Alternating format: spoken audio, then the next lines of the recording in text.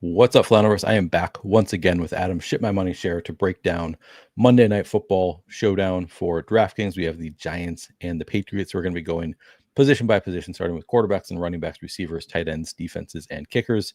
We'll take any questions as we go, not building lineups on this show. I'll, of course, be back later tonight to break this down once again after we get inactives. Adam, you are also doing a show later today. You're back in on the NBA streets.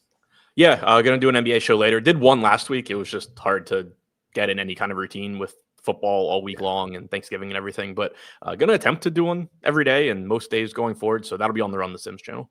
Very cool. Yeah, check out if you're not already subscribed to the Run the Sims channel. Make sure that you subscribe, and there's two different Run the Sims channels. Make sure you subscribe to both, but that'll be on the Run the Sims live channel. I would assume all live content is there. Yeah. Yep. How did your Sunday go? Sunday sucked. Friday and Saturday were good. Sunday sucked. That's right. You won an NBA contest. Yeah, I won the $5 NBA contest on Friday and on Saturday. Oh, yeah. And then on Sunday gave back Saturday's win. But yeah, it was the same as like every fucking football slate's been all season long. Like nothing went like super wrong or super right, obviously. Like in large field stuff, I was close to even, came out a little bit behind, and then just didn't cash like the 555 milli or the 222 on FanDuel or any of that stuff. So still ended up not being a good week, but like also not a week where I look at it and I'm like, why do I play NFL or anything? It was just like another normal week. Kind of the same for me. I think I like my biggest take of the slate, which is like, this is like one of maybe the most difficult NFL DFS slate of my lifetime. Like in the like 14 years that I played, like it was like there's not really anything that stands out to me as like this is a great play. The best I could come up with, the one that I touted, was playing Trevor Lawrence stacks, which looked awesome in the first quarter when he threw 2 touchdowns in the first quarter, one of them to Bretton Strange. But it was like I really liked Brian Thomas Jr. as part of those stacks. I was kind of in on Jacoby Myers, but it was like, what if Brian Thomas Jr. is just healthy after his layoff? And he got the first catch of the game and then just like didn't do anything the rest of the game. So like it was season like low target share. Yeah, it looked like it was going to be awesome, like for the first quarter, and then just was not. I mean, it was fine. Like it was still like a stack that you wanted. Trevor Lawrence with Bretton Strange, but didn't really do anything. I was a little frustrated because like I went on Pete's show on Friday for 12 minutes or something because I was told the wrong time. Yeah. But like we specifically talked about Tyrod Taylor stacks on there, and I ended up not even like in the stuff that I hand built, like not even really considering it. Partly because like I looked at the weather and was like, do I really want AD Mitchell in this? And I ended up, I told you in the 555 milli, I ended up actually going to a weather game, but going with San Francisco stack against Cleveland, which like it kind of sort of was fine. Like Kittle had 10 points, Jennings caught a touchdown, Purdy was okay. But like just obviously didn't really get going. But then it was just like, oh yeah, you could have just gone back to what like one of the only things you talked about on Pete's show. Yeah, that is a bummer. Then after you told me, I was like, yeah, I kind of like that call. I kept thinking about the Niners, but couldn't get there on the weather game. But I thought you made some good points. Maybe it was worth playing. Just didn't like. Obviously, McCaffrey gets the 1-yard touchdown to start. Just didn't quite go as he needed. All right, we are going to start breaking this down. Kind of a fun one, I think. Two young quarterbacks, sort of exciting.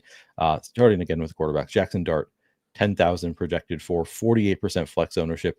10% captain ownership. Does run actually more than I knew that he ran a lot. I didn't realize he has 7 rushing touchdowns in 9 games total, 7 starts. So running quite a bit. How much are you getting to of Jackson Dart, and are you stacking him up? Yeah, fun quarterbacks in this one. Starting with Dart, I have 55% at flex. I have 10% at captain. So that's pretty much in line with the ownership that we have projected. And I'm fine with that. Like he's only 10K. He does give you rushing upside.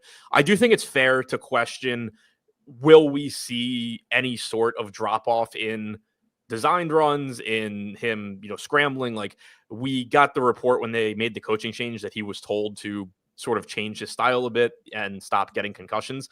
What that means and what that means specifically, like what was the intention of the actual advice, and more importantly, what's it mean in practice? Who knows? It's still, an athlete playing football. It's not like running is a new component to his game.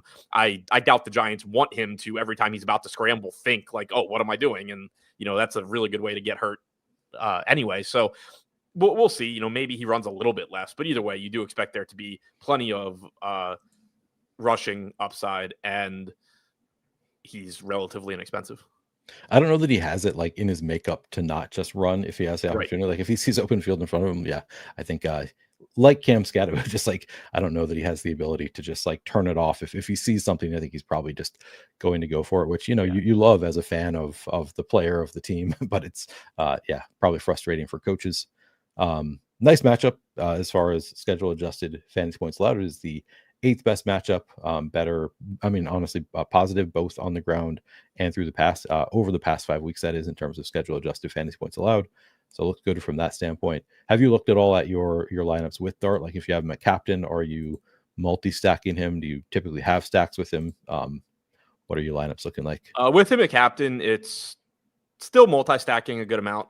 Not necessarily, the most exciting guys, but it's still stacking him a good amount because, like, you still assume that he's probably having a relatively productive passing game. But also, the Giants are a team where the pass catchers aren't particularly expensive. Wendell Robinson, obviously, is relatively expensive at $9K, but Darius Slayton 6,400, Hodgins 3,600, Theo Johnson is only 5,800. So it is a team too where it's sort of like, even though Dart runs enough that he doesn't necessarily have to bring along multiple big games to his pass catchers, in a lot of cases you may as well be including pass catchers, additional pass catchers with him, because outside of Robinson, really, they're all cheap enough where they potentially get there just on PPR points. Like, they don't even have to score touchdowns. Yeah, no, I think that is a good point. The pricing makes it such that stacking a little bit easier. I have the Sims running right now. I decided to run them after all because I wanted to. We've got the new sorting feature, which is pretty nice, being able to sort by your exposures now and being able to sort various ways once you have run the Sims. By the way, for anybody who has not checked out Run the Sims, on that note, always improving. Love to see that the product continues to improve week over week. If you want to check it out, you can use promo code Neil to get 50% off your first payment on any NFL product at Run the Sims. And honestly, this is kind of a big improvement for me personally, like just being able to sort by my exposures as opposed to like having to like look through it and be like, okay, down here there's a player who's 12% owned near the bottom. Like makes a pretty big difference for me as far as usability. So happy to see it. I'd actually forgotten we added it. You mentioned the new feature. I was like, what did we do? But yeah, that's a really useful one, particularly for doing shows. But obviously, from like a user experience, I think it's really nice, and it's something that I had wanted since the beginning of the season. But yeah, it definitely makes it easier just for doing shows too. You wanted it, but they weren't going to do it until I requested it. Exactly. For anybody who wonders what we're talking about, you used to not be able to sort by all of these columns. Now you can sort by captain exposure, flex exposure, however you want to sort these various columns. Just makes it a little bit easier to figure out what you have and changes you might need to make. On the other side, we have Drake May is 11,800, so much more expensive than Jackson Dart, projected for a lot more ownership too. 54% flex ownership, 28% captain ownership. Looking at this, I'm still getting to a ton of Drake May. Are you also getting to a lot of Drake May, and how are you stacking him up? Yeah, highest projected guy on the slate by a pretty good amount. So I think that the salary is warranted. And then the other thing that does drive up ownership and drives up exposure to him as well is that this is not a slate that has expensive players whatsoever. He's 11.8, Dart's 10K. There's not another player on this slate priced above $9,000. So it's relatively easy to get Drake May into lineups. One, just because, there is a nice gap between his projection and everyone else, but also just from a salary standpoint, it's not like you're giving up top end running backs or top end wide receivers to fit him into lineups. You can play him and you can play the RB1s or wide receiver ones or whatever you want to do, because both of these teams just have offenses where they have two running backs, more or less. The Patriots obviously is going to be a big talking point, exactly how many running backs how they plan on using their running backs. But you have two guys in some sort of a timeshare, whatever that means. At wide receiver, you have clear wide receiver ones, but they're both slot guys. In Diggs' case, your wide receiver one is on the field like 70% of the time. Robinson is on the field more, but still, relatively low ADOT guy, relatively low yards per catch guy typically, except for, when he's got busted coverage and just houses a super long pass from Jameis. But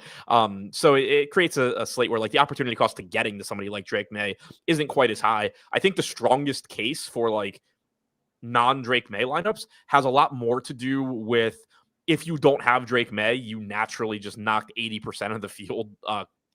You're not competing with 80% of the field as far as like dupes and everything go. I think that's the strongest case, much more than, oh, I don't think Drake May is good. I don't think Drake May is going to score points, whatever. Obviously, it's entirely possible Drake May doesn't have a good game, but because of the lack of other top end talent on the slate, even a mediocre game from Drake May is pretty likely to end up in an optimal lineup. So the strongest cases, I think, for not getting to May have a lot more to do with dupes than actual production.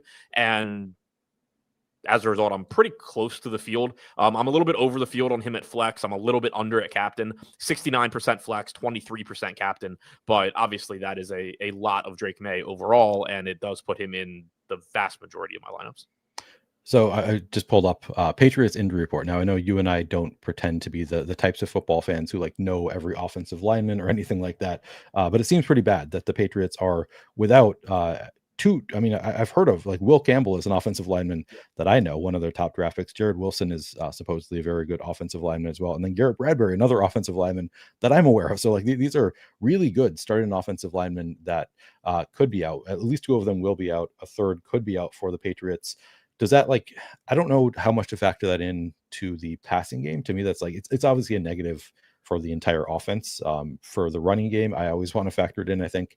But for the passing game, like, is this something that concerns you? Like Drake May has been pretty great, pretty consistent. But like if the offensive line is this banged up, to what extent would you factor that in to potentially getting away from some Drake May?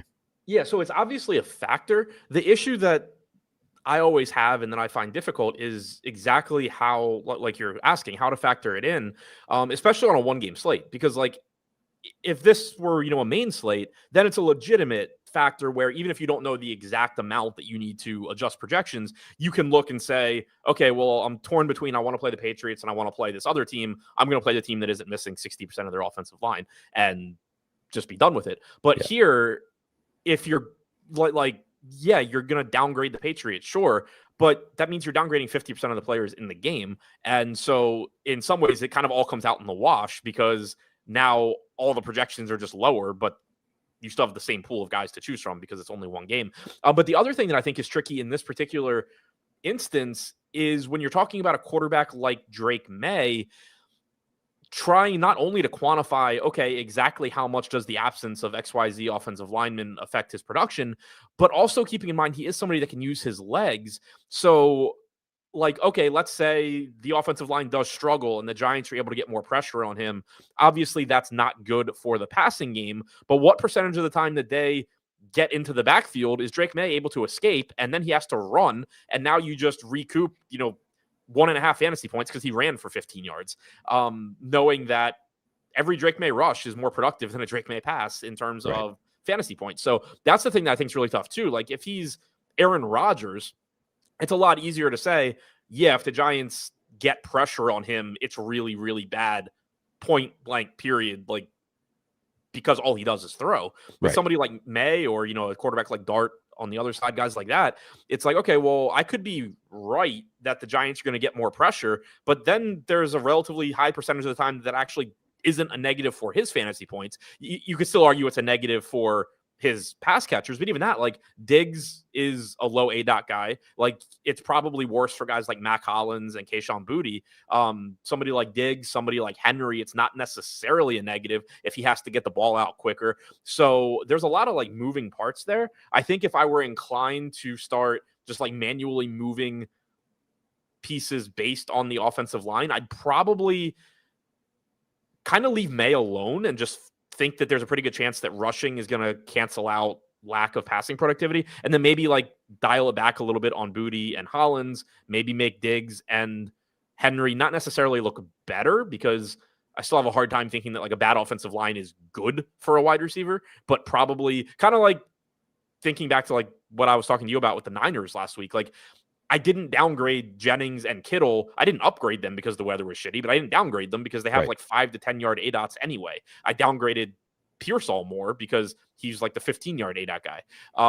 So kind of viewing it more that way, where it's probably not like a as big a negative, at least for guys like Diggs and Henry, as it would be or is for Hollins and Booty. And because May can use his legs, it's probably not a huge downgrade for him from a fantasy production standpoint necessarily.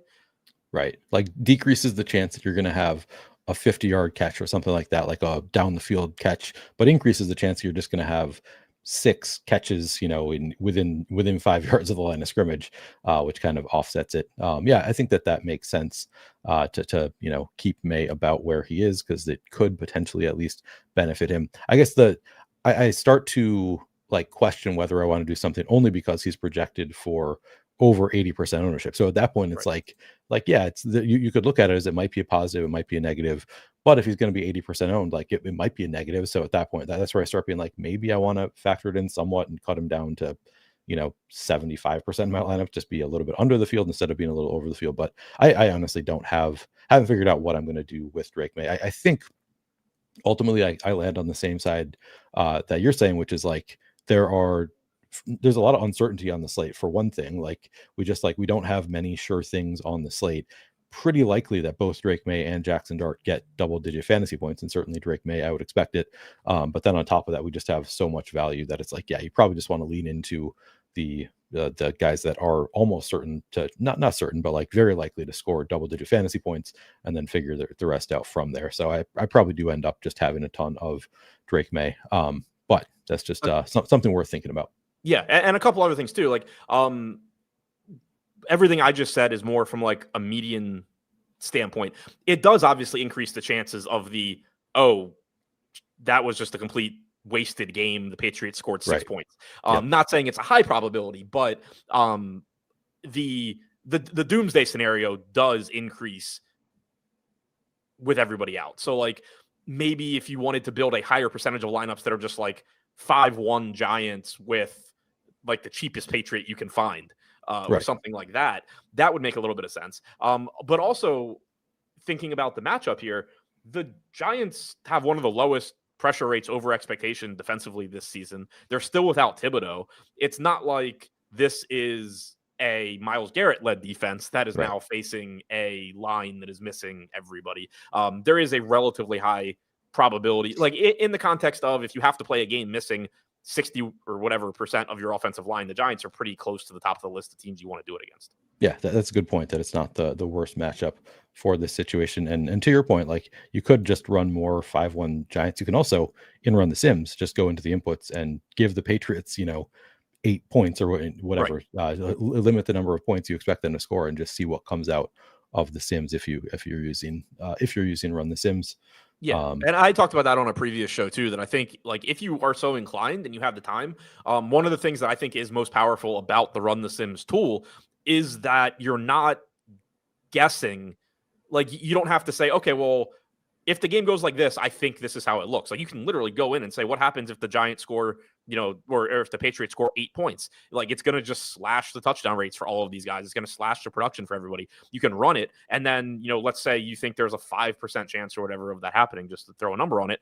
And you want 5% of your lineups to reflect that. Just take whatever 5% of the lineups you're playing is, throw in the best ones from that sim, and then go back and sim normally. Yeah, I think that is a sharp way to play for people who have more time than myself to build their lineups. If you're making your lineups, spending a couple hours on it, I think that is a very sharp way to do things.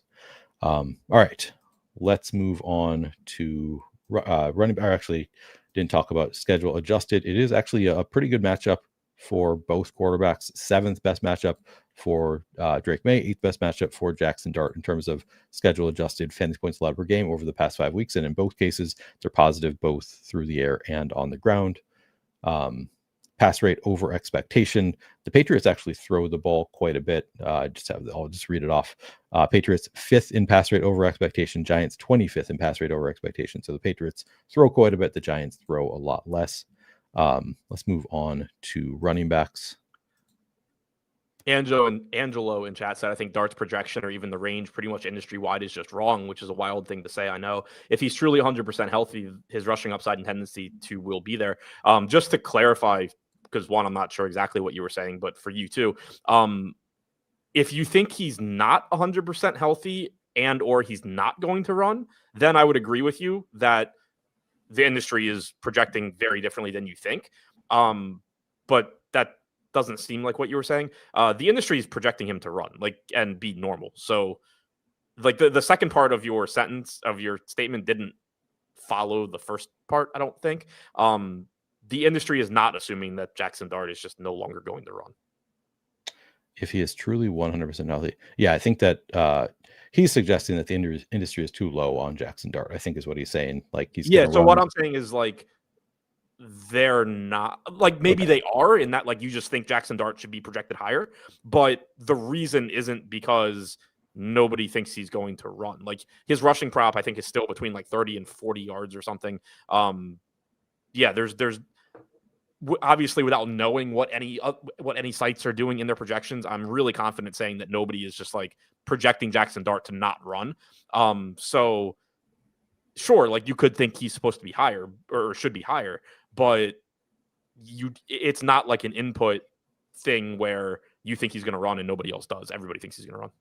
Okay. Yeah, it's a good note on Jackson Dart. All right, let's move on to running backs. This is a great slate. If you love playing RB2s, this is just the perfect slate for playing RB2s because we have two split backfields here. On the Patriots, Trevion Henderson is 8,000 projected for 42% flex ownership, 28% captain ownership. Ramondre Stevenson, we'll just start with the Patriots side. Ramondre Stevenson, 5,000 projected for 10% flex, 0% captain ownership. What I see here is a guy who hates rookie running backs is giving Ramondre Stevenson the bulk of the workload.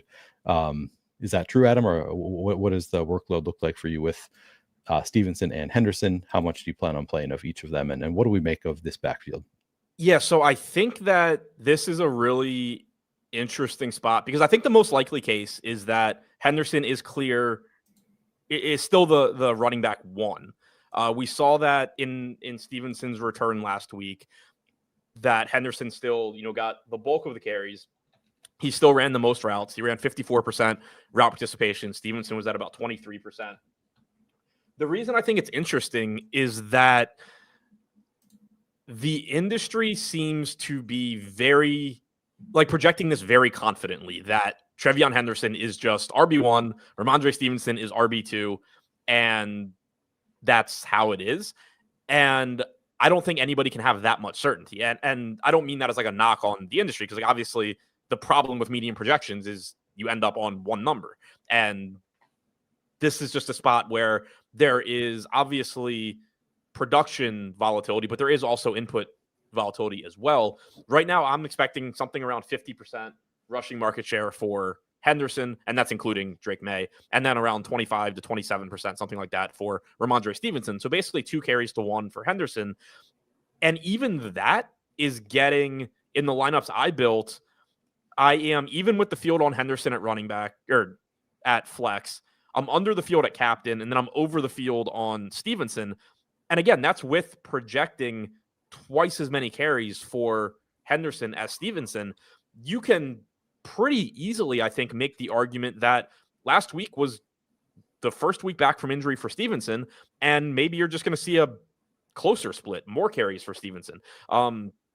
You have to keep in mind when you're talking about this that you have to separate what you think the Patriots should do from what the Patriots are going to do. And remember that every single week prior to Stevenson's injury, everybody said that, well, Henderson should have more carries. Like there's a real chance that at the end after this game, you look back and say, wow, Henderson should have had more carries because that's all season long. Our opinion has been different from what the Patriots' opinion is. So I think it is interesting that even with a pretty big split favoring Henderson projected, I'm getting to Stevenson because that tells me that it's pretty fragile in that if I'm wrong or the industry is wrong by much at all, Stevenson very, very quickly becomes a lot better. And then also, it's not even just the actual rushing split in terms of number of carries for Henderson versus number of carries for Stevenson. You also get into the goal line split. Like you could get a 2-to-1 advantage for Henderson, but if Stevenson gets the goal line carries and the touchdowns, obviously he's the guy, maybe you want both of them, but like he'd be that much more valuable too. So, I think that's interesting. Good point from Emwald that right now the ownership projection at captain for Henderson is 28%. So that's also a reason that I only have 8%. Like that number will come down. It's too high. But the point being here that like it's really a really fragile projection. I think the more likely outcome is that Henderson is still RB1 by a pretty good margin, but it's not like it's crazy to think that you end up getting back to somewhere closer to what we were getting earlier in the season. Like even if you just go back to what the Patriots were doing prior to Stevenson's injury and you just make Stevenson into Henderson and vice versa, you're still talking about like a very close split a lot of weeks. Trying to pull that up now, like prior to the injury, you're looking at weeks where Stevenson was at 30 to 40% rushing market share, like weeks 4, 5, and 6, 31, 32, 42 for Stevenson, 24, 27, 29 for Henderson. That's a closer split than is being projected right now, like in favor of Henderson. Even if you get back to that, it makes, Henderson look worse than the industry's projecting him for, and Stevenson look better. I agree with Adam, to be clear, but this is funny. Roheen says Adam can always very easily make the argument that the veteran back is going to have more carries than we think. No, I'm very much on the same page as you. Like, I think Ramondre Stevenson is a pretty great play at low ownership. I just pulled up the 4 games prior to Stevenson being out. Stevenson 52 carries to Henderson's 27. Stevenson 7 targets to Henderson's 5. 47.4 expected fantasy points to Henderson's 22. Now, obviously, nobody thinks it's going back to that. Like neither of us is trying to suggest like, yep, it's just going to go back to Stevenson being the bell cow, or not even the bell cow, but like getting 2/3 of the work or whatever he was getting previously. But the team like clearly really likes Ramondre Stevenson. And last week, I played a lot of Ramondre Stevenson against the Bengals, which was not a good idea, but I thought there was a possibility he would take on a bigger workload. People kept on warning me like, no, he's not going to get a big workload in this game because he's first game back from a toe injury. He's not going to get a lot of workload. Like they're going to ease him back in. So a lot of people were suggesting like he's going to be eased back in. And he did actually. Like, he had 6 carries or something in that game. Like he had some for not a great workload for his price tag, but had some amount of the split, was not like totally relegated to being like a bench running back. And now as he gets healthier, like pretty reasonable to think that he probably gets more work as he gets healthier. Maybe not, because Stevenson has been pretty good, certainly explosive. But there's a world in which this is like something close to a 50-50 split, and Ramondre Stevenson gets those goal line carries, and he's just he's only 5,000 in a great matchup with the Giants. And also because they're playing the Giants, they could just run the ball quite a bit. This is a nice matchup for running backs. So I think there's a really great case for Stevenson, and that's not to take away from Henderson also like looking pretty good. If we look at, so this is just week 12, so this is the first game back for Ramondre Stevenson. It was Henderson had 18 carries to Stevenson 6, so Henderson got 75% of those. Henderson also 4 targets to Stevenson's 2. So in that first game back, 6 carries and 2 targets for Ramondre Stevenson. Not nothing, decent workload, especially for a guy that is fairly likely to get goal line carries.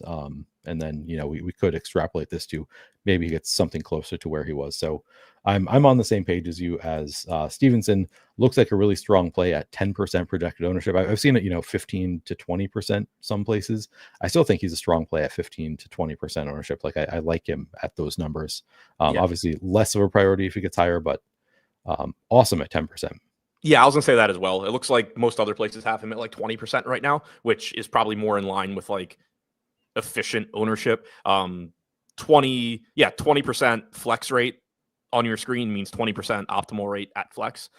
So probably should be like 20% owned, and that's what other places are projecting right now. So probably ends up in that range, which again just flattens out, how much I'm getting to. Probably allows me to get to a little bit more Henderson also. But yeah, and just to kind of like wrap everything up and clarify, like neither of us are suggesting that this is going to be a timeshare, like a true timeshare. It's just like there's a greater than 0% chance that it is. But my biggest point here is that I'm getting to Stevenson with Henderson projected for twice as many carries. Yeah. Last week, Henderson had like a 3-to-1 carry advantage. But if you project Stevenson for like 25% of the carries, that's like a normal RB2 workload. That's not, a normal RB2 workload for a team that doesn't have like a Jonathan Taylor or a Josh Jacobs.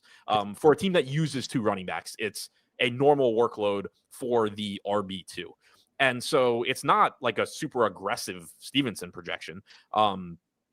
And it still makes him look good. I think this is absolutely a spot you can just play both of them also. You don't need to decide at their prices, 8K for Henderson, 5K for Stevenson. You do not need, on a slate where you don't have pay up options either, you do not need to choose between them. You absolutely can play them both, especially Henderson gives you PPR value. And I also think Best Ball Saul had a really good point in chat also. I don't necessarily know the answer to it. So it's another, like, it depends what the Patriots think, which good luck. He said if Stevenson has the edge in pass pro, he'll get a volume advantage hedging against a weak blindside. Yeah, if they think Stevenson has an edge in pass pro and you're missing 3/5 of your offensive line, it clearly logically follows that maybe Stevenson is on the field more. Now, what the Patriots actually think there, like early in the year, there was talk, that Henderson was struggling in pass pro, and that was one of the reasons Stevenson's on the field more. Seemingly, Henderson's gotten better from reports and them being more willing to have him on the field. So we don't know for sure that the Patriots still view that as like a big gap, but I think it's likely there's a better chance that the Patriots view Stevenson as clearly better in pass pro than Henderson than that they view Henderson as clearly better than Stevenson. I think best case for Henderson is that they are indifferent to their pass blocking at this point. But there is still a real chance that they're just like, yeah, we wanted more Stevenson because our line is banged up. Yeah, no, I think that is a very good point. Yeah, it would make sense that was the reason they were using Stevenson early on, because that seems like when I think of like what do coaches like, it's don't fumble it, be good in pass protection. Like those are like the two big things that are like that we don't see as fantasy players that coaches like. There's probably more than that also, but those it's are like, my favorite thing in best ball. Like going back to the me quote unquote hating rookie running back things, right? But like it's when, like, even getting beyond that, I think they're drafted in the wrong part of the draft. It's like weeks 1 through 3. It's like, wow, they're not using this super explosive guy. Like, what are they doing? And it's like, yeah, he can't fucking pass block. This happens with every single rookie running back every single time, and like it still just gets completely ignored. Yeah, it is a funny blind spot that best ball drafters have. Yeah, but so who knows? Like you said, who knows if at this point maybe Henderson is much better in pass protection, has a lot more experience. I am getting to still a fair amount of Henderson. I'm well below the field. Looking at my first run of the Sims here, he's projected for 42% flex, 28% captain ownership. I got to 38 and 13, so like I'm getting over 50%. I have 13% of it captain. It's not like I'm not getting Henderson, but I am under the field in this first run of the Sims. Is that what you are getting right now also? So I'm even at flex at 41%, and then I have 8% at captain, which is well below the projection. But it makes sense because I think that captain ownership projection is around double where it should be. He probably is like 12 to 15% at captain, and then somewhere in that like 40% range at flex. So I think that it does make sense. It does, even out once that gets corrected. Like you can see that we have him about 18 to 19% to be optimal at captain, around 40% to be optimal at flex. So essentially what it's telling you is that at these ownership projections, he's like a neutral play at flex and he's over-owned at captain. But if that captain ownership comes down to around 15%, then he's going to be neutral at flex and, if anything, under-owned at captain, but pretty much neutral at both, which probably, more often than not means that I end up around the field at both. Yeah, no, what I wrote in my expert survey is that I'm going to be heavy on both of the New England running backs, and I'll have a lot of lineups with both of them. I will say, I was like, as I was writing, I was like, is this a good idea, given that they're possibly missing 60% of their offensive line and like really good parts of their offensive line? So, especially after they like the Bengals held them in check last week. I thought there was no way the Bengals would ever hold anybody in check. Patriots lose their offensive lineman, and they look really bad against the Bengals. Obviously, that was backup linemen coming in, like out of like not expecting to play, suddenly having to play. But gives me a little bit of pause, but I still think I'm going to do it because it is a single game slate. Right. I mean, that's always the follow up here is like, and like you get this, people commenting in chat because like people want to give their opinions, obviously, like, oh, this is a good play, this is a bad play. But like, whenever, like, I've said this a lot in terms of like when you're talking about popular plays, you'll have people be like, oh, well, this player is too popular or this isn't a good play. And it's like, okay, but you have to follow that up with like, who should be played? Who do you play? And so it comes back to, it being a single game slate. Yeah, you can say, well, I'm kind of scared to play the Patriots. And it's like, okay, great, but you have to play at least one. So you can downgrade the entire team, and Henderson and to a lesser extent Stevenson are still going to be two of the best plays because they're still more involved on a shitty Patriots offense than everybody else. Yeah. Yeah, exactly right. To your point, though, playing Zach Ertz was a terrible mistake that people made last night, and I don't have to tell you anybody to play instead. Somebody in chat that brought him up. Fading back, bad idea. Fading Ertz last night. Yeah, obviously that one guy who had been targeted no more than 8 times the entire season suddenly sees like 12 targets last night. He's targeted Needed end the zone. wide receiver 1 back to throw it to him more. Yeah, exactly. Just like that's all they need. Wide receiver 1 back. They have Marcus Mariota. Mario, I forget. That was dry. I mean, you can't pronounce it. Neither can Collinsworth. So. Yeah, it was like, well, no, I was trying to do his pronunciation, but they kept switching back and forth. It was like, I don't even know like how they're mispronouncing his name or like how they're trying to pronounce his name because they switched it up every time. So one, like he had to have told them in a production meeting that they were saying it wrong, or like there's no way they started doing that on their own. But also like he's been in the league for 10 whatever years, right? But like I was just laughing because like Tirico was saying it, differently than normal, but he was like doing it in a normal sounding way. And then Collinsworth just like sounds like an idiot. Just like he was saying it completely differently every single time. And yeah, I don't know. It just reminded me of like Tirico like knowing what he was saying. And then Collinsworth, it was almost like Collinsworth heard Tirico say it. He was trying to mirror figure out what it reminded me. It reminds me of like I'll do an NBA show with somebody and I won't really know how to say somebody's name. And then the co-host will say the name first. And I have no idea if the co-host is right or not, but I'll just repeat it how I think they said it because at least then I'm not the only one saying it wrong. Like that's what it reminded me of. Like it was like Tirico knew how he wanted to say it. And then Collinsworth is like trying to replicate what Tirico said. It was like on the fly, just like, all right, I guess that's how you say it. Like, but then like he was forgetting. Mariota. I don't even know. This is bizarre, that whole thing. Yeah, that was pretty hilarious. So just listening to it, like seeing people on Twitter reacting to it was just. I had a friend text a group chat that I was in, was like, does anybody else think they're pronouncing Mariota weird? And it was like, yeah, dude, like check out Twitter. Everybody's talking about it. It was just so bizarre that every single person noticed the weird way that they were pronouncing it some of the time, not even all the time. Yeah. The other possibility outside of production meeting was like, how like the broadcast game where like you'll have like a weird word that you have to fit into your broadcast. Like maybe they were just doing it with the starting quarterback's last name. Yeah, I guess. I don't know. That was Steven says I didn't notice the mispronunciation. What did they say? That's the thing. I can't even. What do you say? I asked if he was watching on mute. Like, yeah, right. Yeah, right. Yeah, it was a lot. It was a lot. But they didn't, not every time. Some of the time they pronounced it just totally normal. Like if there was a play happening, often they said it normally. Like right. Caught off guard, like in the moment. Saying it the other way. Like if it's like, oh, he got sacked, it was Mariota get sacked. But if it was like they had time to think about it, then it was Mariota or whatever. Yeah, I don't even know. Like I think that it was like a hard pronunciation on the O, but then that was Mariota. It was like a pause. I can't even do it. It was bizarre. Yeah, they couldn't. Collinsworth couldn't do it from time to time. Couldn't decide what they were trying to say. All right. Anyway, yes, Zach Ertz crushed me last night. I did not win any money. It was brutal. Chris Rodriguez scoring, highlight of the night, though. By the way, I didn't give you a chance to victory lap Chris Rodriguez. Oh yeah, congratulations. Thanks. Bill is dead. He still hasn't had that like one big breakout game. Yeah, he had 10 fantasy points. Yeah, like he almost had it against Miami. He got tripped up or would have had like an extra 20-yard touchdown. But like he keeps getting games that are like fringe to get into my best ball lineups. I really would like that, just like 25 point I get to jump everybody game. Yeah, I also would have liked a little bit more. I also have a ton of Chris Rodriguez, and I will credit you for my Chris, for better or worse. I do credit you for talking me into drafting Chris Rodriguez once Bill was going in the 8th round. Yeah, it's been okay, but not great.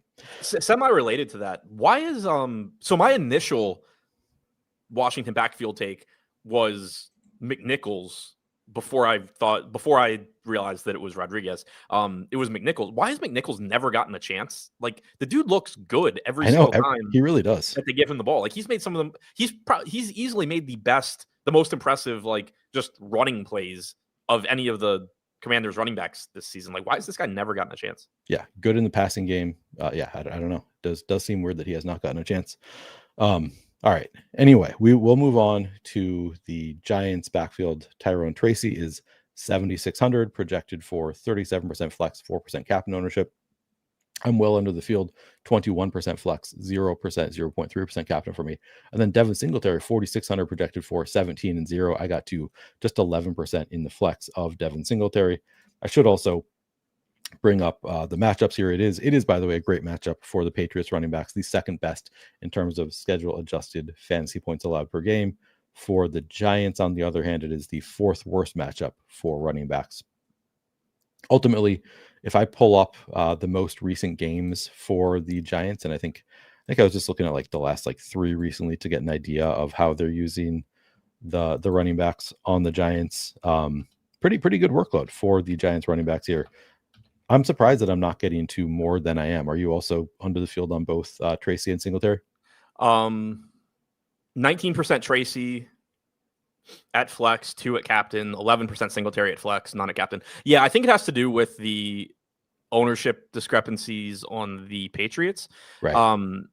In part, at least. Like, because right now we have Stevenson's flex ownership much lower than it should be. I'm 3x the field on Stevenson. Whereas if you get that back, into like the 20% range, I'm going to be giving up like probably 10% of my Stevenson that can go to Tracy and put me closer to the field there, or, to Singletary and put me closer to the field there. But right now, yeah, I am below the field on both Giants running backs. I do kind of think I'm fine with that. Like, if ownership's going to be similar on Henderson and Tracy, I prefer Henderson. It's a $400 price difference. Henderson projects better. If ownership's going to be about the same, I would want more Henderson than Tracy.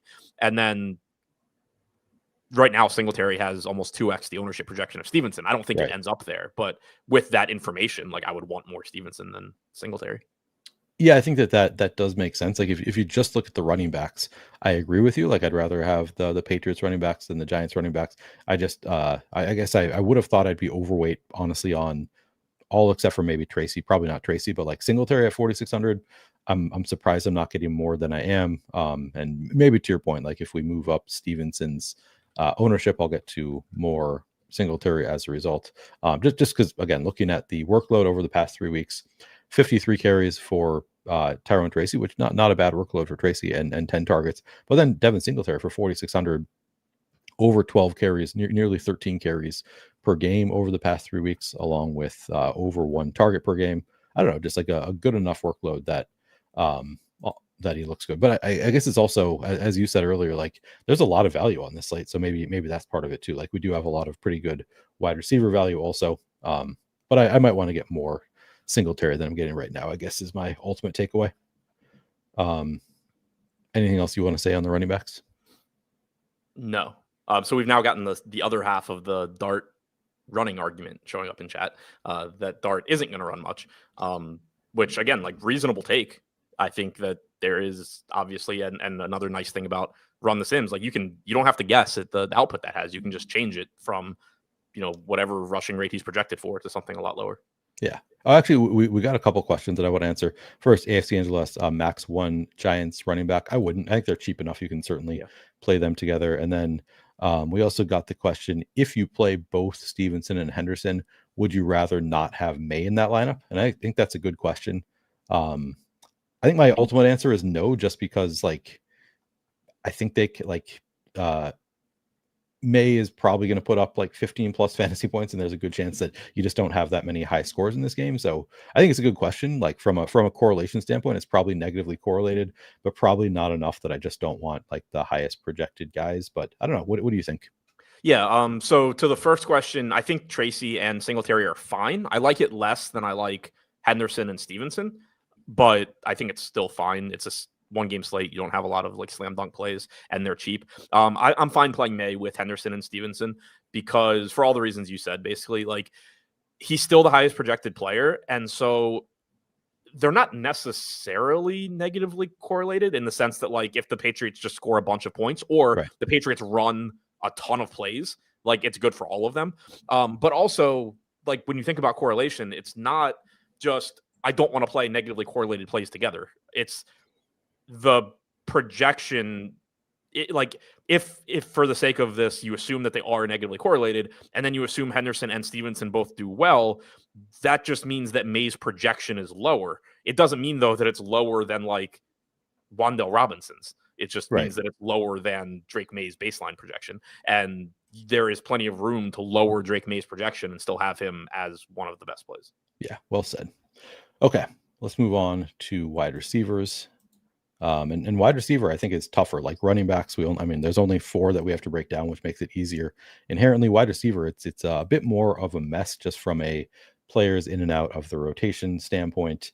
We can start with the Patriot side. Stephon Diggs, 8,800 projected for 30% flex ownership, 11% captain ownership. I'm getting under the field in both, 24% flex, 4% captain. That's even with getting to a lot of Drake May. Adam, do you have an opinion on the route drop for Diggs? Was that a result of Kayshon Boutte returning? Was it because they were playing the Bengals, who were just cover wide receiver ones well, so they threw different looks at him? I don't know what to make of the fact that Diggs down to 51% route participation in week 12. I'm not making too much of it because we've seen his route participation just kind of bounce all over the place this year. Like week 1, 70%, week 2, 58, week 3, 55, week 4, 82, then down to 64, then up to 71. So like week 11, he was at 89%, which Boutte was out that week. That was his high mark of the season. The week before that, he was at 78, which was his second high mark. Like, I don't think he's getting back. I wouldn't project him for like 80 or anything like that with Kayshon Boutte back, but I think still expecting somewhere in like 65 to 70% makes sense. Just on average, like, yeah, some weeks it's going to be 55, other weeks it's going to be 73 or something like that. I think that it was lower than the previous 2 weeks because of Boutte being back. I don't think it was 55% because of Boutte being back. Yeah, I think that's probably would be my expectation too. Like, it's probably going to be 65, 70% would be the likely route participation here for Diggs.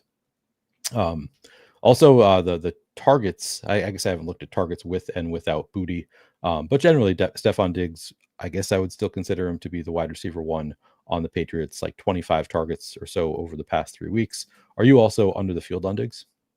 I am at 28% at flex and 4 at captain. So I'm about even at flex and then a bit under at captain. Okay. Which seems about right to me. The matchup with the Giants is a positive one for Patriots receivers. As you can see here, it's a slightly above average. I don't know if that 12th, 13th or so in terms of schedule adjusted fantasy points allowed per game over the past 5 weeks to receivers. Beyond Diggs, Diggs is like tough to break down. Like, I think ultimately being underweight makes sense on Diggs. Kind of unknown his workload, and I guess I'll pull up the past 3 weeks so we can just look at what they have done. But he's been all over the place throughout the course of the season, so a little bit difficult to break down. Like, he's just inconsistent in how they use him. He does have weeks where he looks like an alpha who's going to get targeted a ton. Let's see. Over the past 3 weeks, 21 targets for Stephon Diggs. So he's been targeted 7 times per game, 70.5% route participation. Now, 2 of those games were without Kayshon Boutte, which I think did help him a bit.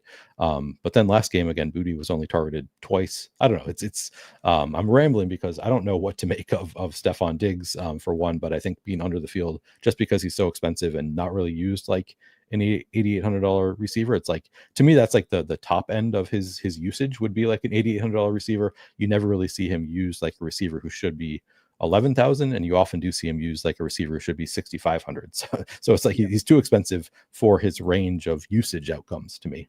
My pushback on the salary thing is that it's all relative, and because you don't have much in like the 10K range, it doesn't really matter that he's 8,800 instead of 7,800.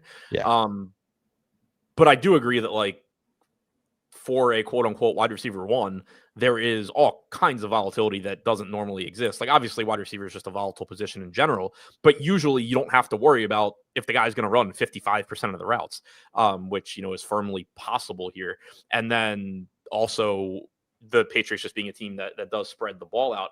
In terms of targets, like, Boutte being back shouldn't really have much of an impact there. Like, he's a low target per route run guy. Yeah. Speaking about Kayshon Boutte, he's at like 0.13 for the season. Even in the weeks that Kayshon Bouttie's been active this year. Diggs is at 0.25 targets per route run. Next highest is Henderson at 0.21, Douglas at 0.2, and he barely runs routes. Henry at 0.2. Like, Diggs is the clear wide receiver 1 in terms of earning targets. It's just that for a wide receiver 1, 0.25 is solid, but nothing special. And most wide receiver 1s are earning 0.25 while running 90 to 95% of routes, while Diggs is earning 0.25 on, call it 65, 70% of routes.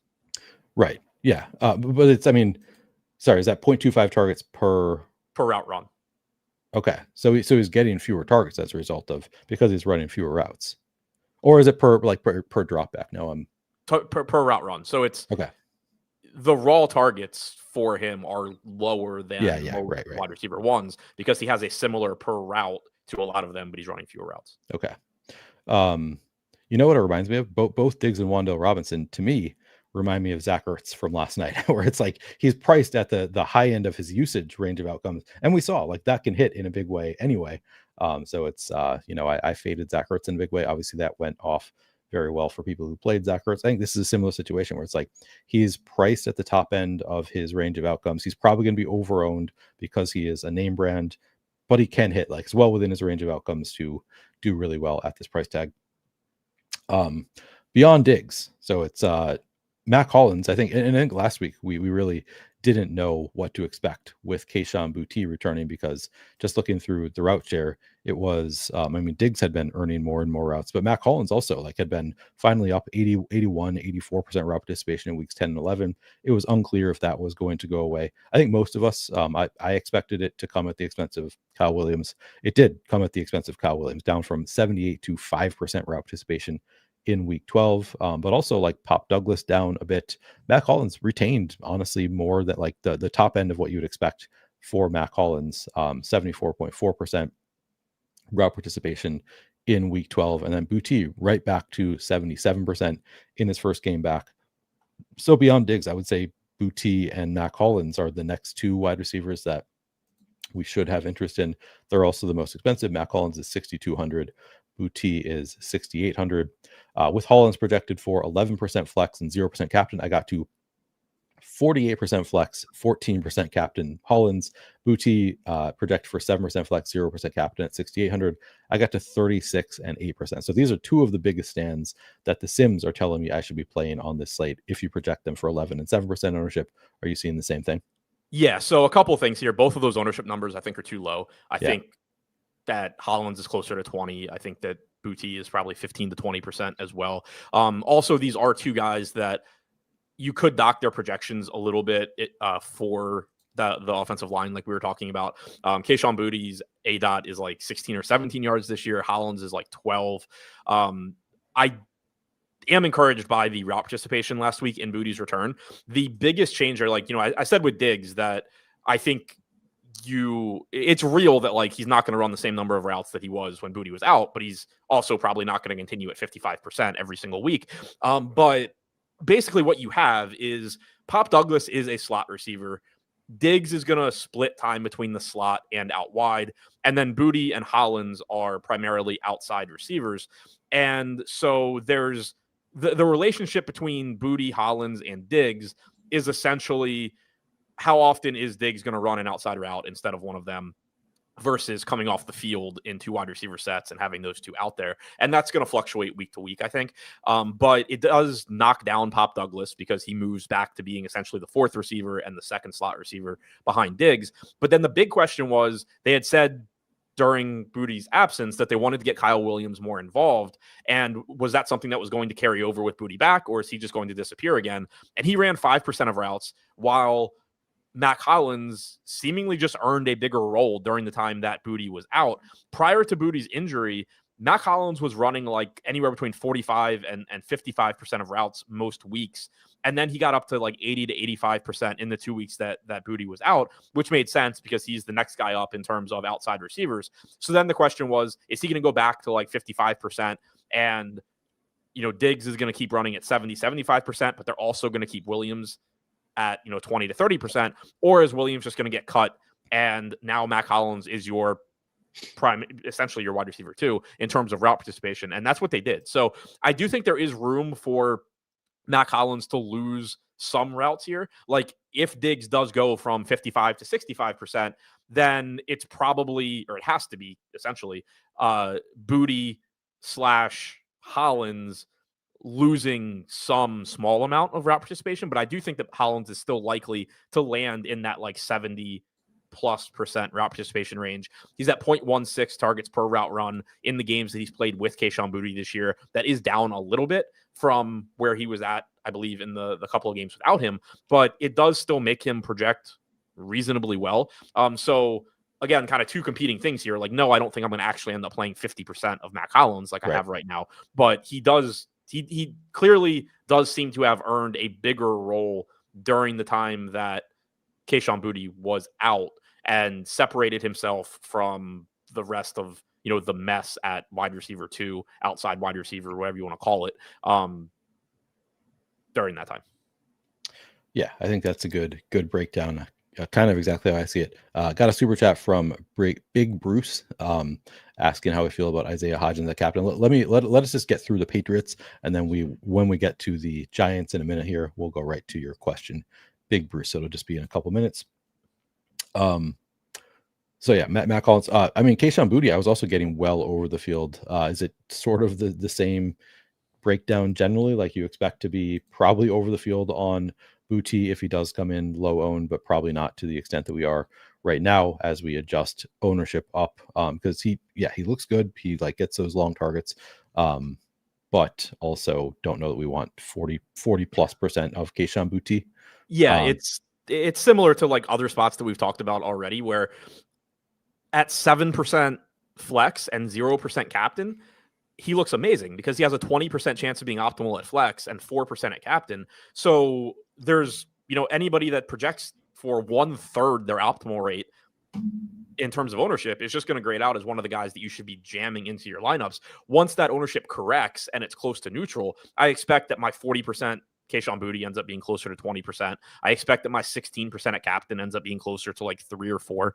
And it just ends up being a guy that like, you don't really feel strongly about one way or the other. I think he's going to run a lot of routes. I don't think he's going to get a lot of targets. He's been very good, very efficient in terms of catching targets and also catching them in the end zone, which has driven up his fantasy points overall this season. But I would say he's probably the guy that I would think is hurt most if the Patriots do have trouble in pass pro, just because he does have the highest ADOT and he's not getting a lot of targets overall. So he's not somebody that you would expect to make up for, like a lack of downfield production by getting an extra couple of passes underneath. Like that's not what he's running, where he's running routes. So I think he'd be the guy that if they do struggle in pass pro, probably does get hurt the most. That being said, like he is a big play guy. He will get some deep shots down the field. He is pretty expensive, for his opportunities at 6,800, but again, there's not that many super exciting like guys to get to on this slate. So I think I probably end up around like 20%, probably around the field on him. But I do think that if you are running some sims where the Patriots do struggle in pass pro, he would be like the first guy that I'm taking production away from. Yeah. I think that like this is exactly what I would want the Sims to do if you do have 7% ownership. It's like, yeah, I would want to jam. Like he would be an awesome play at 7% ownership just because we know the big play upside for Kayshon Boutte. But like you said, like as that ownership comes down or comes up, I would expect my how much I play of him to go down. Same with Matt Collins. So we'll have to see. I'll again be doing a show before lock. We'll have updated ownership, or I'll adjust the ownership if I need to closer to lock, and we'll see what I get at that point. Because again, it's both are very much ownership dependent plays, because I think there's a lot of volatility in both of Hollins and Boutte. So it's going to be, if the ownership comes up, then my interest will go down. But right now, at low ownership, have a lot of interest. Steven asked about if we have anything to look at how much teams allow deep shots. I'm sure there's better ways to look at this. I just pulled up the fantasy points allowed by the defense and filtered it for targets of 20+ yards down the field. And from using that, the Giants do allow the 7th most fantasy points on targets 20+ yards down the field. That's just 3.6 fantasy points per game on targets that deep though. So like, it's not like it's some huge difference there. It's a positive matchup for the Patriots, theoretically at least. based on this stat, but that's, it's not like it's a ton of fantasy points per game allowed on deep shots. The Patriots rank 17th by that same metric, 2.8 per game on 20-yard down the field passes, whereas the Giants are 3.6. So for whatever you want to make of that. So somebody beyond had asked earlier too, they said that they thought Booty had been better against man coverage or against zone than man this season. I have it back. They said they thought he'd been better against man. Giants are running the second most man coverage this season against man. And again, like this stuff is all relatively noisy, but somebody had brought it up. Against man so far this season, 1.2 yards per route run, 0.1 targets per route run for Kayshon Boutte. Against zone, 0.15 targets per route run, so 1.5 times the targets per route run, and 2.1 yards per route run, close to 2x production. So again, it's noisy, and I wouldn't put too much stock into it, but he has been more productive against zone than man so far this year. Okay, and somebody asked tendencies zone versus man. So the Giants play a ton of man. It looks like it's the second most man coverage or up there in terms of man coverage rate. So that is good note on that. And then Diggs has been the wide receiver on the Patriots that's beaten man the most this year. Interesting. Relative to his zone. Yeah. Yeah, like just looking at against zone, like he's the best receiver, but like right. Diggs against man has been better than Diggs against zone, whereas Boutte and Hollins against man has actually been worse than against zone. And Pop Douglas, no pun intended, does pop from this standpoint in terms of the coverage grade here. Yeah, relative to his zone numbers, like he's right. He's been Jackson Smith and Jigba against man this year. Right. Yeah. So maybe they'll play him. There was actually, I think against the Bengals, maybe he also popped from that standpoint. Again, I'm no pun intended. I'm just saying it like this. He looked great against the Bengals in terms of his coverage grade, and then ran 20% of routes. So I would not expect them to use him more based on the matchup here. Speaking of Pop Douglas, he's 4,000 projected for 12% ownership. I'm only getting to 4%. Is it just dead, the Pop Douglas play? I thought that I would want to play him. I played him against the Bengals, thinking like the coverage grade, maybe they use him a little bit more. And he's had like a 23 fantasy point game or something on limited routes before, but just the usage is not really there for Pop Douglas. Over the past 3 games, 6 targets on 31.3% route participation. He's a bit too expensive for that kind of usage, and he's getting 12% ownership. If that went down, then I would have interest. But at 12%, he's kind of a tough bet. What are you doing with Pop Douglas? I don't think the 12% even needs to go down for you to end up getting more. You just need the ownership on Kayshon Boutte to come up. You need the ownership on Matt Collins to come up. You need the ownership on Ramondre Stevenson to come up. And it's going to naturally filter into Douglas because, like you said, like the Sim's doing exactly what you would want it to do with the inputs it has. It's just that the inputs it has right now are not particularly close to correct. So once you stop telling it that Ramondre Stevenson and Boutte and Hollins are all going to be optimal 2 to 3 times as often as they're being rostered, it's going to stop kicking out Pop Douglas and replacing him with those guys every chance that it gets. So I do think you'll probably end up closer to 10, 15, 20%, somewhere in there on Pop Douglas. He's obviously not a high floor play at all. You're expecting him to run 25, 30% of routes, somewhere in there. But he's also cheap, and there's not like a lot to say in terms of like why he will do well on his 40. Like you mentioned, he's only run 46 routes against man this year. He has crushed it, but it's just hard for him to get on the field. But there's not a lot of like super safe, confident plays in general on the slate. So I do think you will see your exposure to Douglas come up as ownership projections come up on those other few guys. Just pulling up his fantasy points scored week 6 in PPR 16, week 9 20. So week 6 and 9 had scores you would absolutely want at his price tag. In terms of route participation in those weeks, it was 42% in week 6. So he actually was up that game, and then 32.5%. So, up relative to his average and certainly up relative to what he was doing last week, but not like real big outliers in terms of route participation. So we have seen him have some really nice games even with limited workload. Just needs to hit on a long ball.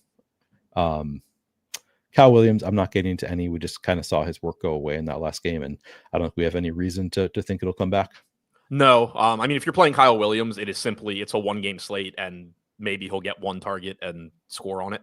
But like you have normally when I'm playing like a low probability guy, I'm hoping to find something where I just need one thing to go right.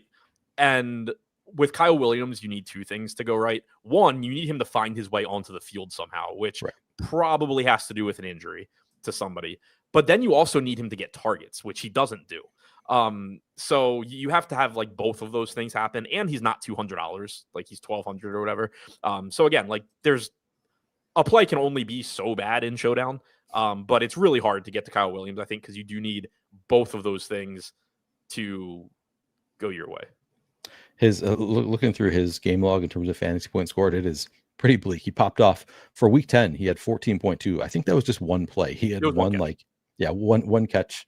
And it wasn't even a deep ball. It was a crossing route that Drake May made a perfect throw, and he was able to turn the corner away from the defender, and there was nobody behind the defender. Yeah. So like he's made one play on the season. You can hope that happens again. Obviously, he was fast enough to not be caught, so that's a positive. But we're not expecting much. It would be kind of a fluke, but you can play it from that angle if you want to because it's Showdown.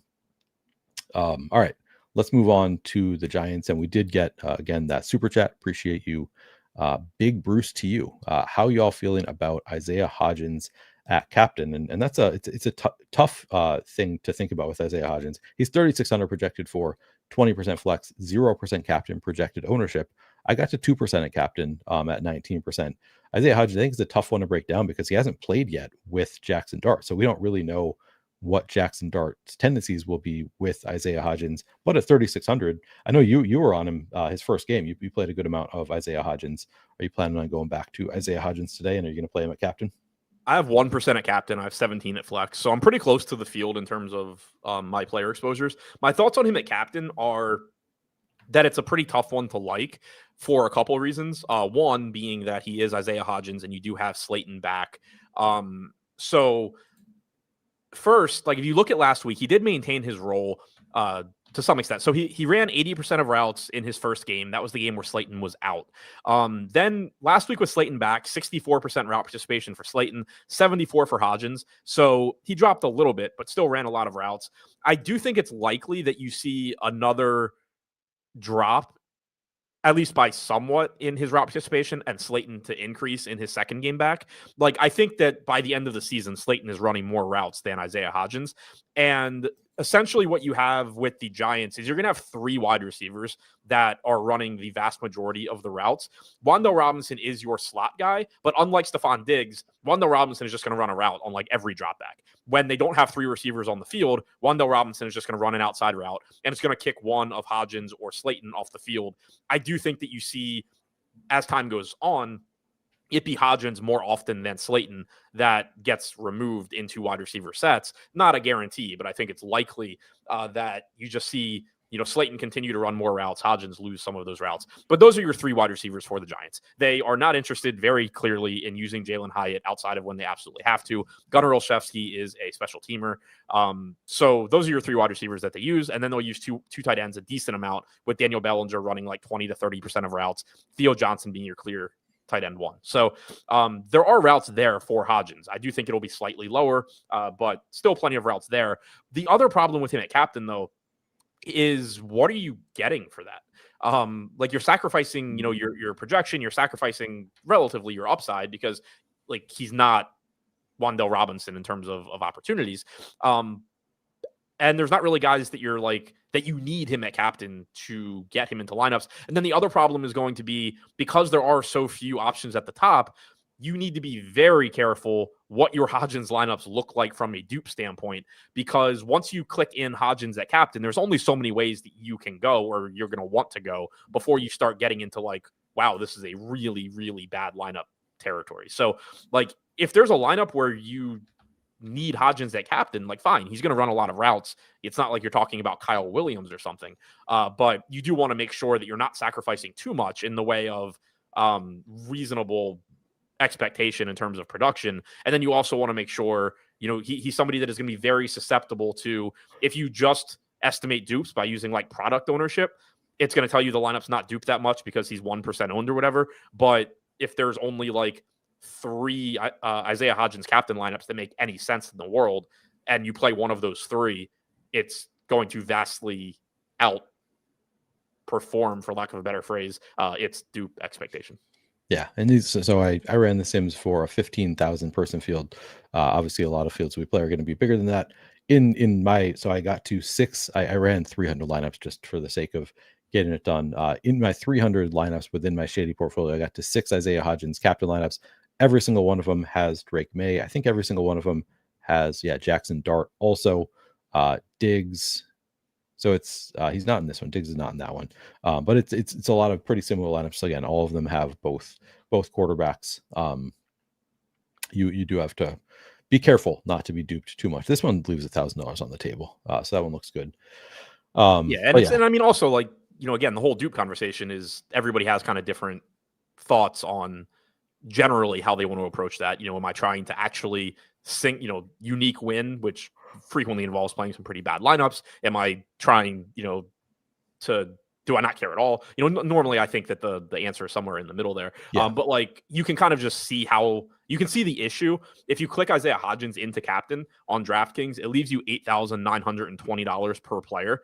Wando Robinson is 9K, so that's basically the same. And then there's only 3 players above that. So like, you're either playing the same very small core of players around Isaiah Hodgins captain, or you're leaving a lot of salary on the table, which is fine, but you just, want to make sure that you're not doing it in a way that is like never in a million years going to come to fruition. Right. You need all of the cheap value to outscore all of the expensive players. I wonder what like a Isaiah Hodgins captain. I'm kind of just trying to think through in my head. We talked earlier about like, what if you build some lineups where the Patriots offense just is decimated and terrible. Isaiah Hodgins is easily live to like in any single game to beat Darius Slayton and Wando Robinson. Yeah. Neither of the Giants running backs are great, but like, I wonder if you could, like, I think that's a reasonable, like, it's going to leave a ton of salary on the table, but if you built like an Isaiah Hodgins captain lineup that assumes the Patriots offense sucks. So like maybe you don't include Drake May and Stephon Diggs. I mean, it's still hard because like Wando Robinson's not that expensive. Right. But yeah, like maybe something like that. Yeah. I mean, it's a viable play. So I think you kind of broke it down well, where it's like not my favorite captain because we don't have the players that like, we don't have a ton of players that you want to pay up for. So like, because there are so few, you're just going to run into lineups that are going to be duped more than this, the dupe predictor might suggest. I think in a larger field, it's probably going to be more duped.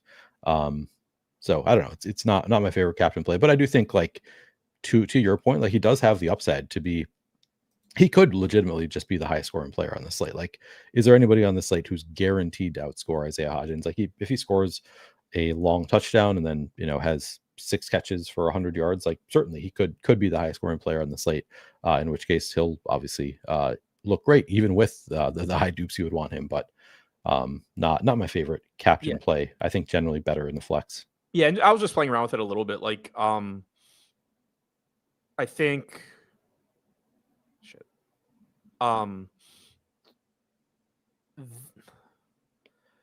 yeah, I mean, the problem is like what we were just saying. Like, it's viable. Like you can build.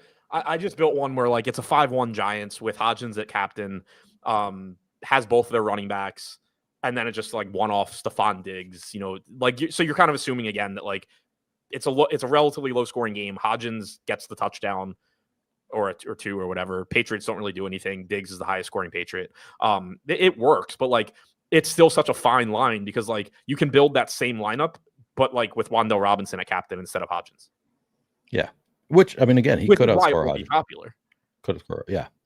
As you can see here, I'm scrolling through my lineup. So I only got to 6 in my top 300, but as I'm scrolling, there are plenty of lineups here that are plus EV with Isaiah Hodgins at captain. Yeah. So certainly a viable captain option, just not like a priority captain option, I would say. Yeah. All right. Let's move on to the rest and that's underselling it a little bit. Not a priority captain option. Yeah, it is slightly underselling it. other Giants receivers. So, and we've kind of already broken it down to some extent, like you already, as mentioned, like there's really only three that we want to play here: Wan'Dale Robinson, Isaiah Hodgins, and Darius Slayton. We don't really need to worry about Jalen Hyatt. He was inactive last game, or didn't run any routes at least. Gunnar Olszewski ran 3%. So that's a nice thing about the Giants, is we really only have three that we need to consider playing here. Wan'Dale Robinson, or let me get back to the player page. Wide receivers, Wan'Dale Robinson projected for 30% flex, 9% captain ownership. I'm getting to 15-2. To me, this is like, again, just like the Zach Ertz from yesterday, where it's like his price is like the high end of his usage range. And he's getting a lot of ownership, so being under the field makes sense to me on Wan'Dale Robinson. Darius Slayton, I think, has big play upside still. He's not getting as much ownership, just 15-1. I got to 21-7. That looks great to me. Isaiah Hodgins, 3,600 project for 20%. I got to 21% with two of it at captain. I like what the Sims have given me here. I think this makes a lot of sense. Are you getting something similar, and is it how you want to play it? So I'm about half the field right now on Robinson at flex. He's another one that I do think comes up because, once ownership gets corrected on the other pieces, because I don't think 30% flex ownership is like crazy high on Robinson. He has a 25 to 30% chance of being optimal. So it's pretty efficient. It's just that right now we're projecting a handful of guys to be wildly inefficient. And so there are bigger priorities than Robinson. I do also think that, so right now when I ran stuff, we actually had Diggs coming in a little bit higher than Robinson in terms of projection. So I think that'll end up changing. Probably, it'll be, they're certainly close. They have the same range of outcomes, but I think Robinson should end up a little bit higher in terms of projection. One interesting thing with Robinson is that his yards per reception in the games he's played with Jackson Dart is a lot lower than overall. And that's probably because of the game that he had with Jameis, Right. where, he just housed like one huge play and then had, I think, a couple others. So overall for the season, 12 yards per reception for Wan'Dale Robinson. In the games that he's played with Jackson Dart as the starter, he's at 11.2. I looked at something, maybe I looked at like week 6 through 9 or something. I don't know. I'd seen 9 somewhere when I was looking earlier, but he is basically a yard per reception lower in the games that Dart has played than overall this season. So that could be noise, but also, it does make sense when you think about Jameis Winston. So just something to point out, but still going to look good. And again, I do think I end up with a bit more of him than I have right now. Yeah, as I'm thinking about it, maybe he doesn't qualify for my Zach Ertz, which I'm using as a pejorative, being a Zach Ertz, how he's priced after Zach Ertz went completely off yesterday. A pejorative that also illustrates that it can work out. But just looking through his game log, like he's targeted so heavily that like it shouldn't be as surprising when he does have huge games, like the 30 fantasy point game he had last week. He's got a 20 in the books. He had a 28-point game. Like he's had some big weeks on the season. So it's, I guess, less surprising when he suddenly sees those spikes in usage, because we've seen it several times on the season already. And in the past 3 games, 33 targets, so 11 targets per game on 96% route participation. And also, like, we're coming off of a big game. Who knows? Maybe they want to script him in a little bit more. My note was just I looked at the 2 games with Jameis Winston compared to the 2 games prior with Jackson Dart to see if there was a big difference. And it wasn't as big as I expected. 23 times in the 2 games with Jameis Winston. That's a 34.8% target share on 94% route participation. And the 2 previous games with Dart, he had a 30.4% route participation. So it was lower, but not like he was completely not their wide receiver 1 or something like that. Targeted 21 times in those 2 games on 99% route participation. So pretty strong usage for Wan'Dale Robinson over the past 4 games, and a nice matchup. Patriots have allowed the 13th most schedule adjusted fantasy points per game over the past 5 weeks to wide receivers. So looks good. Looks like a pretty strong play. Like you said, I probably will get to more as we change the ownership here. And then beyond Wan'Dale, how much are you getting to of Slayton and Hodgins in the flex? Are you getting to any Slayton at captain? I'm pretty even with the field. 16% Slayton at flex, 17% Hodgins. I have 4% Slayton at captain, 1% Hodgins. Like you said, it's nice with the Giants where they essentially only have 3 wide receivers. We know that Slayton is a big play guy, but also keep in mind with Slayton, he is somebody that is very, very heavily impacted by the presence or absence of Malik Neighbors in terms of targets per route run.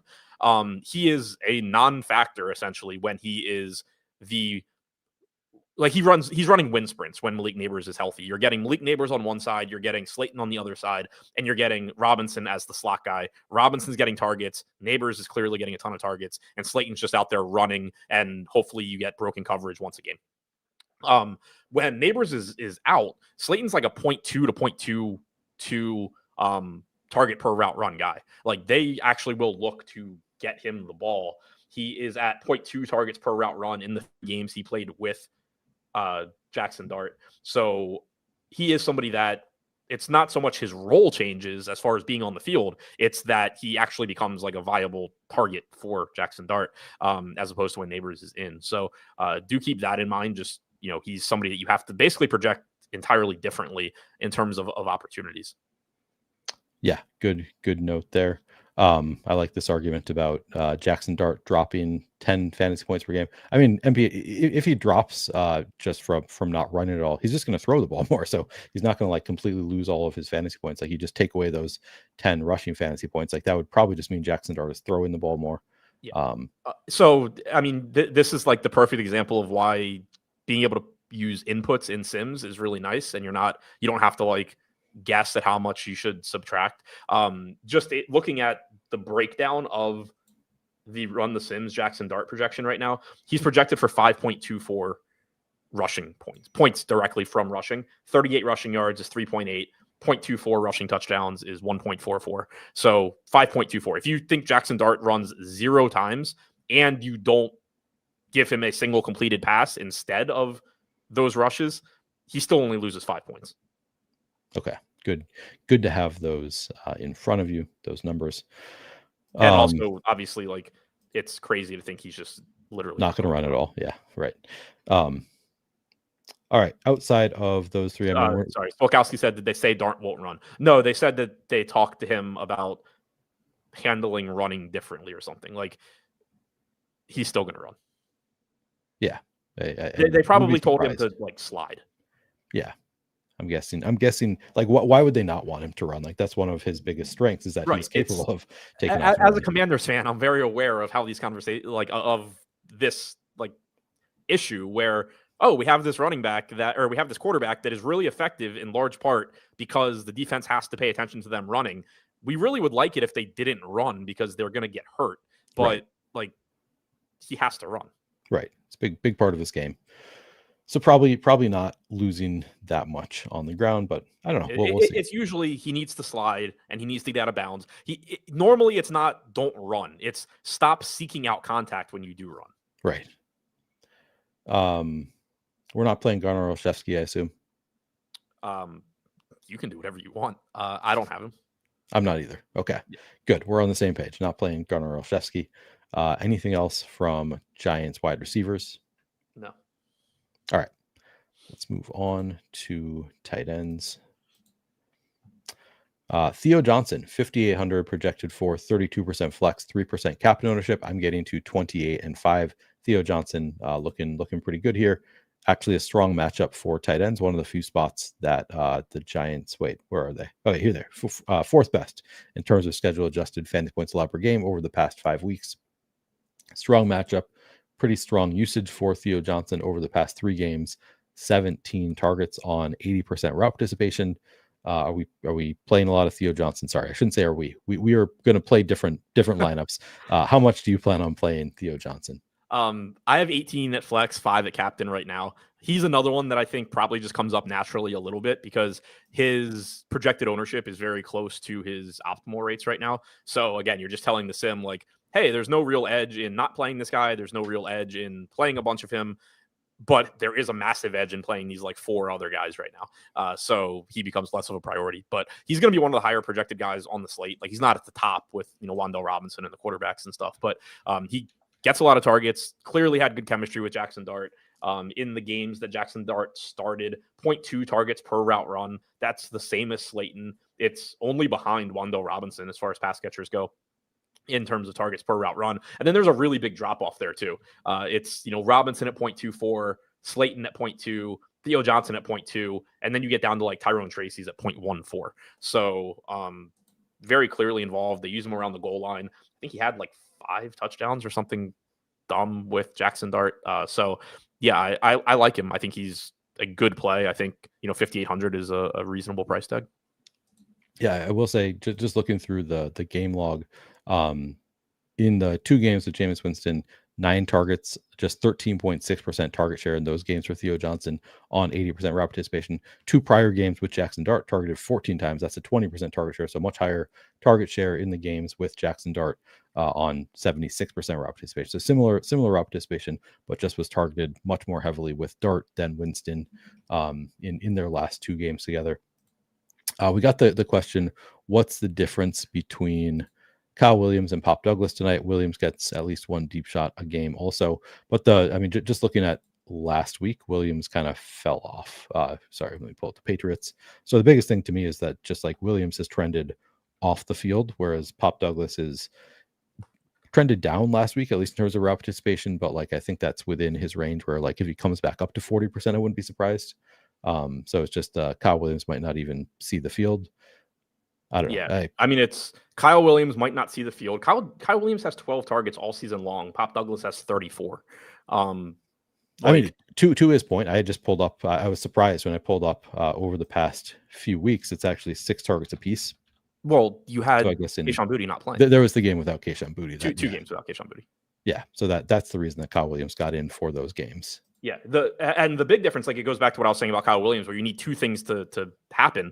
1, he has to get on the field, and then 2, he has to get targets. When Pop Douglas is on the field, he gets targets. Pop Douglas is targeted on 0.2, gets 0.2 targets per route run. He doesn't run a ton of routes, but 0.2 targets per route run. Kyle Williams doesn't run routes, but then also 0.11 targets per route run. Yeah. Everybody in chat agreeing that I'm just going to play all the Theo Johnson now because I have PTSD after not playing Zach Ertz. And frankly, Zach Ertz and what's his name? Broncos, Evan Ingram. Like, I didn't really play either of the starting tight ends. I was much more into the backup tight ends in that game because I was like, these guys don't get the usage for the amount of ownership that they're getting. I was like, they don't look that great. The Sims aren't giving me them. So and I like agreed with the Sims. And then of course it was like Evan Ingram's highest usage game of the year. Zach Ertz's highest usage game of the year. Didn't love that. Anyway, Theo looks great. All signs point to Theo targeted more with Jackson Dart. Nice matchup, nice price tag, strong play. And then Daniel Bellinger, 1,600 projected for 9% ownership. I'm getting to 8%. That seems fine to me with Daniel Bellinger. Do you have any hot takes there? Same as you. He's just a guy. Like, he runs 20 to 30% of routes. He's a tight end, so theoretically, maybe a little bit more involved around the red zone when they have, big personnel out there. He did drop to 21% route participation last week. That was his lowest since like week 2. He is somebody that could potentially be hurt a little bit by Darius Slayton being back, because when Darius Slayton was out, like, they were still using Jalen Hyatt a lot in varying amounts. But like with Slayton out, you potentially get more, Robinson and Hodgins on the field with 2 tight ends, Theo and Bellinger, whereas now you're going to get more 3 wide receiver stats potentially. But you should be expecting like 20 to 30% route participation for Bellinger, low targets per route run guy. You're just hoping that he gets a target in the right place. Yeah.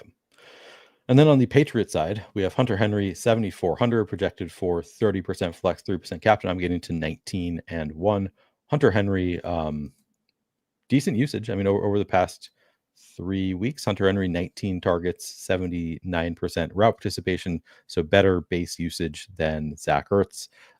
Strong matchup once again for Hunter Henry. We just saw him crush against the Bengals as expected. I believe this is also a strong matchup, but let me check myself on that. Maybe not. It's been bad for the last 5 games at least. Yeah, for the last 5 games, not a great matchup in terms of schedule adjusted. Slightly negative in terms of schedule adjusted fantasy points allowed to the tight end position. It was brought up in chat, and I thought it was kind of interesting. With all the offensive linemen out, do you think they go more 12 personnel, more 2 tight end sets? I think that's at least a possibility that they bring in a second tight end more often. So that would be Austin Hooper. Hooper 3,400. Currently, I'm getting a 7% flex. Or sorry, I'm getting to 4% at 7% projected ownership. I'm also getting a 1% of Jack Westover, who's only 400.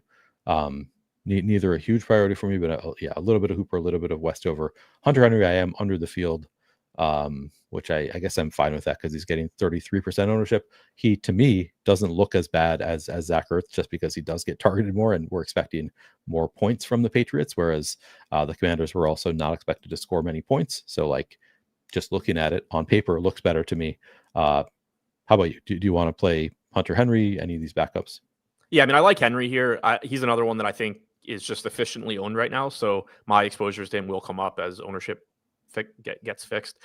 He's essentially been the number 2 wide receiver, like number 2 pass catcher for the Patriots this year. 0.19 targets per route run. Diggs at 0.26, Douglas at 0.2, but not running routes. Henry's running like 75%, give or take, of routes on dropbacks. 0.19 targets per route run. That's ahead of Hollins. It's ahead of Kayshon Boutte. I called him the Patriots, number 2 pass catcher weeks ago, and was told by a Patriots fan that I was wrong. It's Kayshon Boutte, who is getting like 0.13 targets per route run. So like he's going to get opportunities. If you wanted to talk about the man versus zone thing, Henry's been pretty stable, very similar against both man and zone. So you're not seeing a drop off there, at least, which is more than you can say for other pass catchers on the Patriots. Like you said, tight ends have not been productive against the Giants recently, but he is going to be on the field a lot. He is as heavily targeted as anybody other than Diggs in this offense.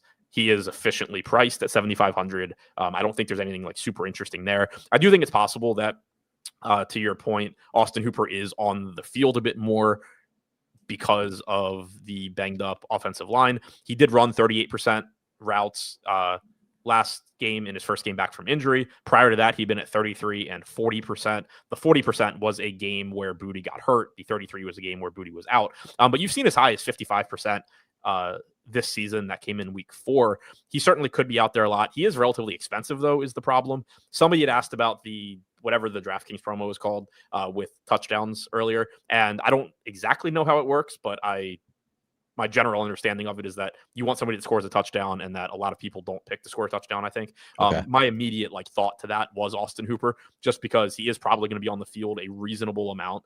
The Patriots do spread the ball out. There's no dominant guy they're throwing to in the red zone. So Austin Hooper was who I thought about for that.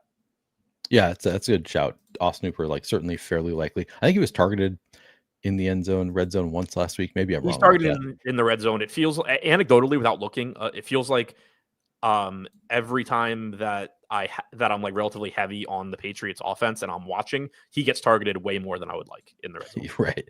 Yeah. Let's see. Can I pull it up here?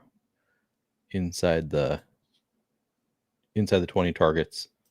Okay, Hunter Henry over the past 3 games, 4 for Hunter Henry, 1 for Austin Hooper.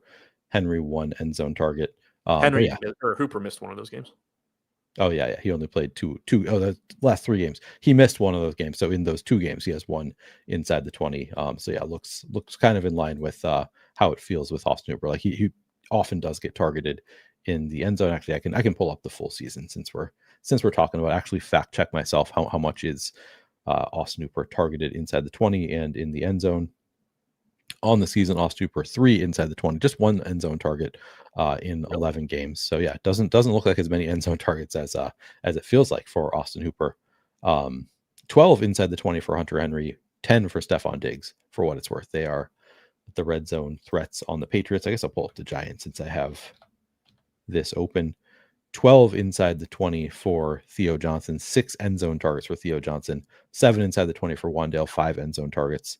Daniel Bellinger actually 5 inside the 20 and 2 end zone as well. So if you're wanting to play Daniel Bellinger, there's a case for him. All right. Anything else on these tight ends? I guess if you think they're going to play more 2 tight end sets because they're missing offensive linemen, how much do you think that benefits them from a fantasy standpoint? Would it just be that they're out there blocking, or do they? I think it benefits them some, from a disguise what it looks like they're blocking, then they get a short target kind of thing. So I would think could benefit them having the offensive lineman out, but I don't know how much it would.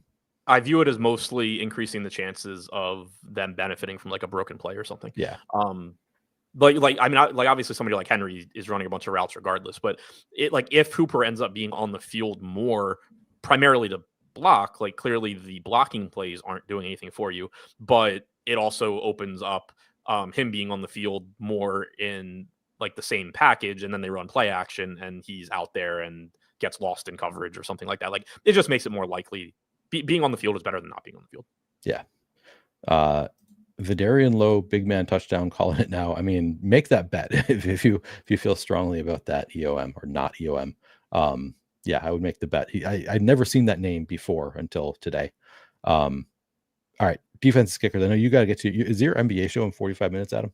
Yeah. All right, we got to get you out of here. Andy Borregales is projected for 36-2, Giants 18-1, Patriots 14-0, Younghoe Koo 20-0.